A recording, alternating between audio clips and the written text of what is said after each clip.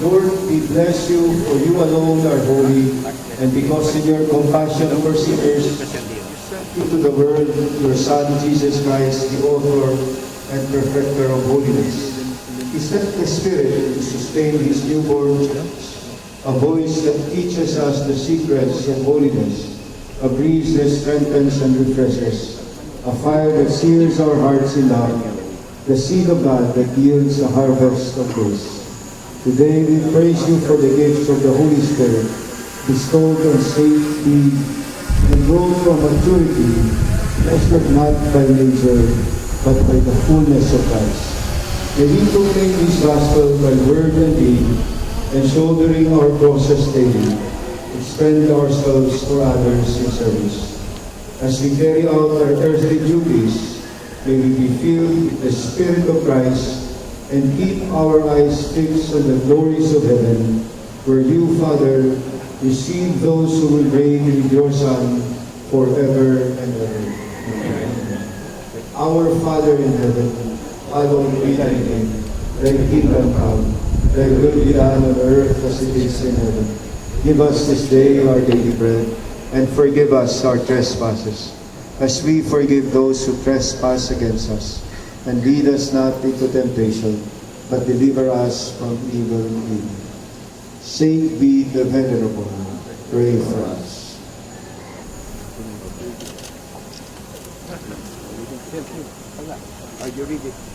This bronze statue of Saint Bede the Venerable, together with a replica of a window in Monk Mount Church, where he worshipped as a monk, is a legacy gift of the high school class of 1968, with support from grade school 1964 and College of Arts and Sciences 1972 to the Benedictine community with this legacy project. And who, together with some graduates of grade school batch 1964 and some graduates of the College of Arts and Sciences batch 1972, so generously shared their blessings to help fund the realization of what used to be a dream. By commemorating some BEDA College patron saint, the Venerable, and patron scholars, with this beautiful bronze statue. Allow me to particularly extend my sincerest gratitude to the ever hard-working High School Batch 1968 Steering Committee for dedicating their personal time and resources to this project. Particularly Louis Vega,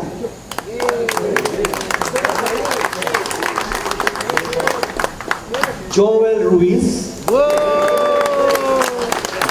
Louis Baltasar, who did that thing over there, all the names. Phil Cruz,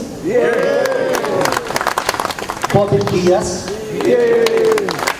Jerry David, Nonong Saus, Greg Linus, Willie Aison,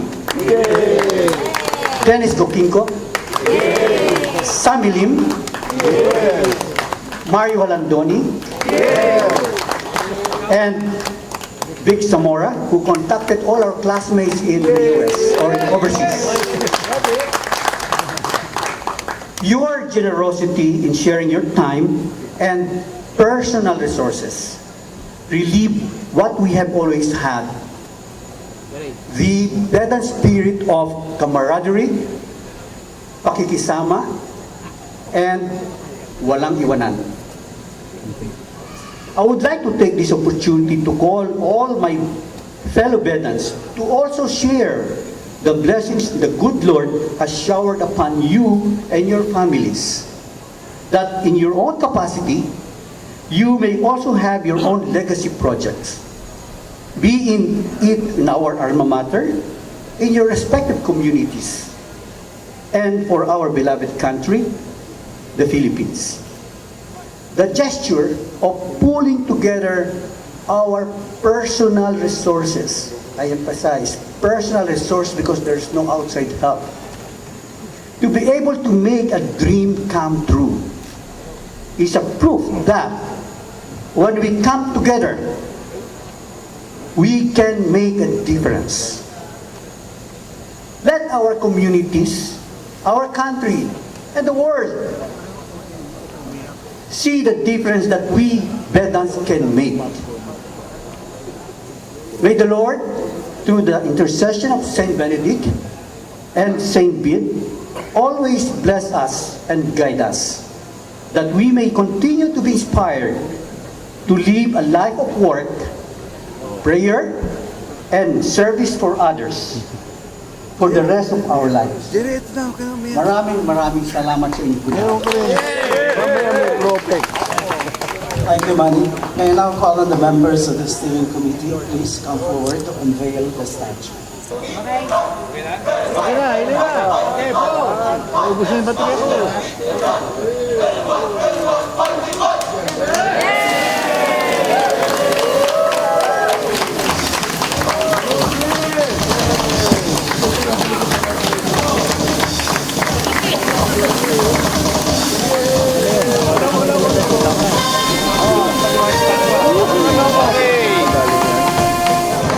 Hindi na maglilinis yan. Meron na dyan kanina.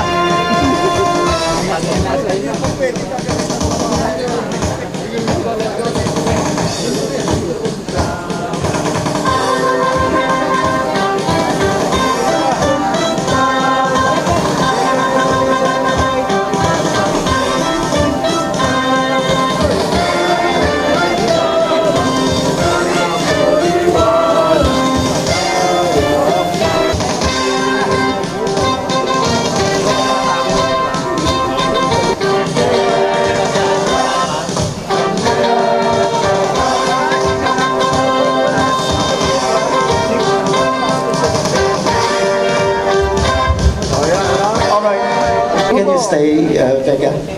Louis will now give a short background on Saint Bede.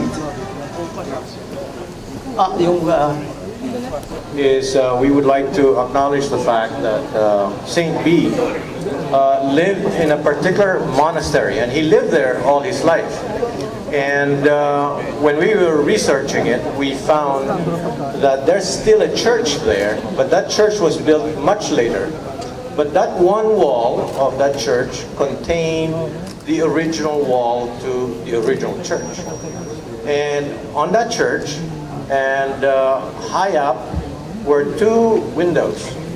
You know, just like if you look at those windows, there were windows. But there were two windows.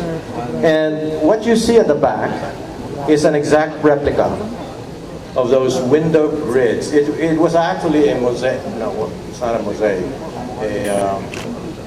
What do you call that? In any case, they were mirror images of each other. So they're quite unique.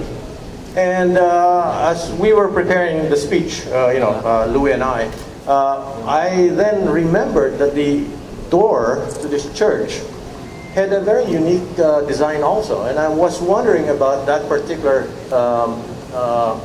artist, if he has seen this particular design, because it was quite similar in artistry. So in any case, that is my contribution to that. But in any case, the rest of the statue, Louis will talk about this one.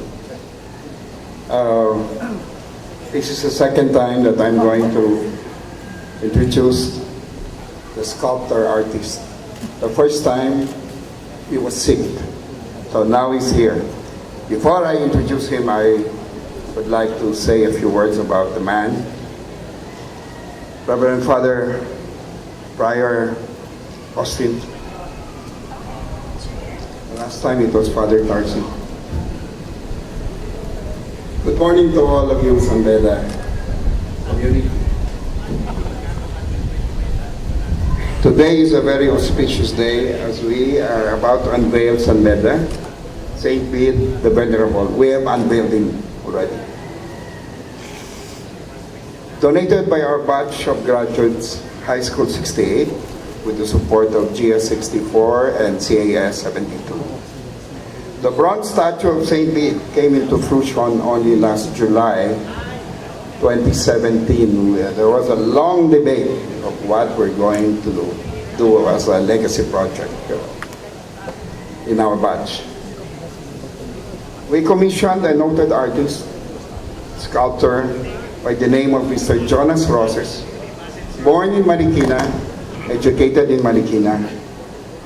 Mr. Roses met with Dong Epoy Molina several times with our classmate Phil Cruz to get a feel of how the Zambeda community would accept a St. Bede statue as a legacy project of our batch. Mr. Roses also met with the steering committee of our batch on several occasions to discuss the St. Bede statue and the surrounding landscape area which you see now, how it would look and be acceptable to the Bedouin community. Some of the masterpieces of our sculptor are the following, just to name a few. Statues of the great Filipino comedian Dolphy and the great Filipino action star Fernando Poe Jr. in Manila. The great Filipino director Lino Broca in Davao, Manuel Conde of Guantamad fame in Zamboanga, Marcelo H. del Pilar at the Bulacan Capitolio, the Don Chino Roses statue in Calabarzon, he also made that. And of course, we will not forget the tallest statue in the world of our national hero, Giuseppe Rizal in Calamba City, Laguna, rising 29 feet in pure bronze, which I had the privilege of getting the support of Part2 to fund the project during the 150 years birth anniversary of Jose Rizal on June 19, 2011. Jonas was an awardee of the City of Manila ng Pamana ng Sining at Kalinangan last 2013.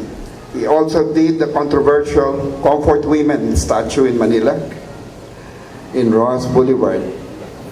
Unfortunately, the Japanese government objected to it, so we had to dismantle it. This, in a short brief, is the great artist who sculpted the St. Bede the venerable statue now before you. Let's put our hands together to welcome our great artist sculptor, Mr. Jonas Roses.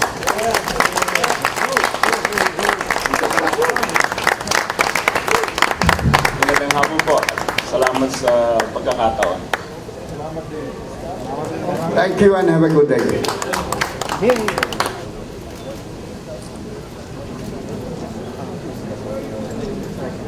would like to thank Batch 68, Batch 64, and the CES 72, I'm sorry, 72, for this wonderful gift in honoring St. Bede. I remember a Benedictine superior once said that if there is anything we can do for our students, it should be to help them.